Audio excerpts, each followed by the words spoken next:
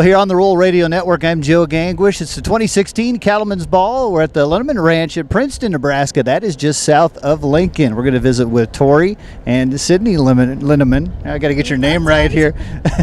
Being in the sun too long, I think that does that for you. But talk about the ball, Torri, and this whole process. Why did you decide to be the host family this year? You know, we were asked to be host family a couple years ago, and we actually refused for a little while until we learned more about the cause and realized that since we could, we should. We're able to do it. We knew we would be able to gather a lot of great people to assist in the process, and that we certainly were, and we could make it a success. So we tried. It's turned out great. You've got a great crowd going for you today, and lots of activities. And Sydni, tell us about what's going on here today. A lot of fun going on. Right, yeah, it's a fun-packed day.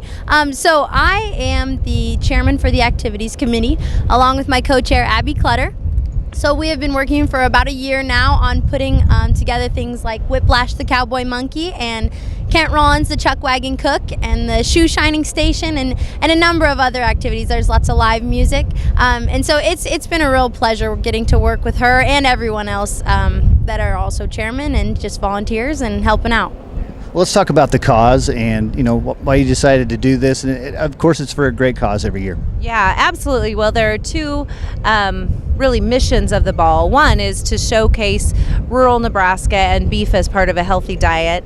And then two is to raise as much money as we can for cancer research in addition to local health initiatives. And knowing that 1 in 2 people are affected by cancer in their life or will be affected by cancer, it truly is a cause that's worthy of supporting, and certainly something that we've all been affected by. While we haven't been affected directly in our family, we certainly have a lot of friends and family members, distant family members that have fought that battle, and we know that it's just a tremendous cause, and what UNMC is able to do with the funds raised from the Cattlemen's Ball are truly phenomenal. Yeah, just from hearing some of the folks explain on the videos at the auction today, your hearts go out to them. Right. We have what we've kind of dubbed Chris Bosquet as our face of this ball, because he's been one of our chairmen kind of from the start to assist with our opening ceremonies and really in any way that he could. He was battling cancer when he first came to join our team, and then during the process of the planning and all of our monthly meetings, he was then deemed cancer-free based on some of the treatments that he received through UNMC and some of the research that had been funded through the Cattlemen's Ball funding. Yeah. Well, Sydni, let's talk about tonight. You got a big concert going on. The meal's going to be great, so tell us about this evening. Right, yeah.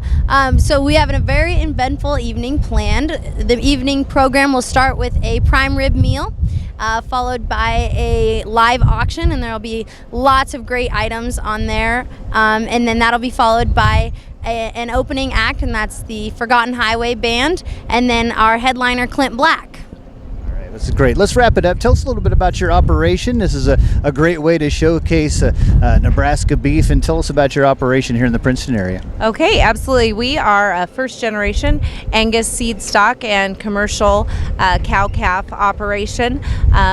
Trevor, we started this as a small kind of hobby, and it's become really a full-time job for him.